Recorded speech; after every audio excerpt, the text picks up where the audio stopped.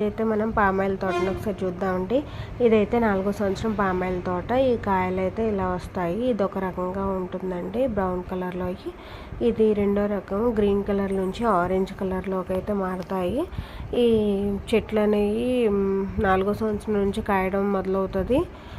15 నుండి 20 రోజులకి గెల్ల అనేది తెగుద్దంట. ఈ కాయలు అయితే లోపల ఎలా ఉంటుందో మనం ఒలిసి చూద్దామండి. ఇవి పండిన తర్వాత పక్షులు కోళ్ళు కూడా మంచిగా ఒలుసుకొని అయితే తింటాయంట.